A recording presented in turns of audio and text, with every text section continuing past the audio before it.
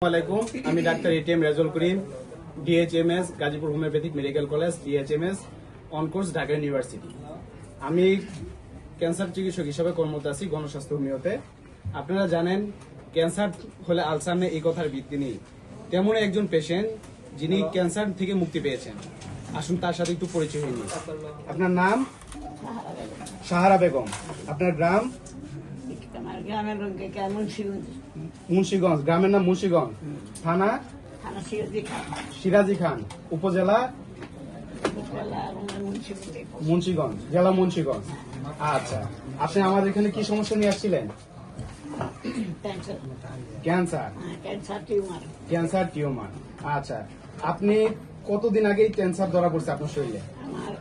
অনেক একবার ধরা পড়ছিল প্রায় 4-5 বছর আগে। 4-5 বছর আগে। আচ্ছা, পরে ধরা পড়ার পর এখানে নোয়াখালী থেকে আমি বা ক্যান্সার হাসপাতালে কি বলে ডায়াবেটিস হাসপাতালে অপারেশন করার পরে ওইটা আমার ওইখান থেকে কেমন দেওয়া হয়েছিল পরে আর পরে ওরা মোনারা বলছিল আরো কেমন দেওয়ার কথা। আমি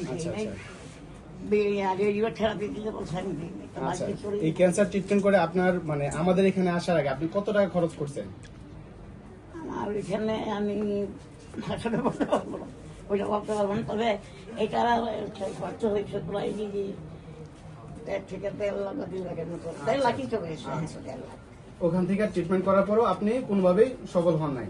কেমো দেওয়ার পরে অবস্থা খারাপ হয়ে গেছিল, তাই তো? আচ্ছা, আমাদের এখানে আসছেন কয় মাস হলো? 4 মাস। 4 মাস। আলহামদুলিল্লাহ, 4 মাস আমাদের এখান থেকে ক্যান্সার ট্রিটমেন্ট করার পর আমরা টেস্ট করতে দিই এবং সেই টেস্টের রিপোর্টগুলো আপনারা নিজেরাই দেখে নেন।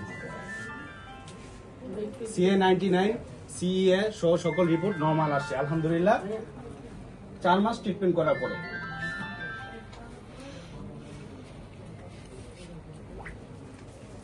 দ্বিতীয় আরেকটা রিপোর্ট, যেটা নো মেলিগন্যান্সি।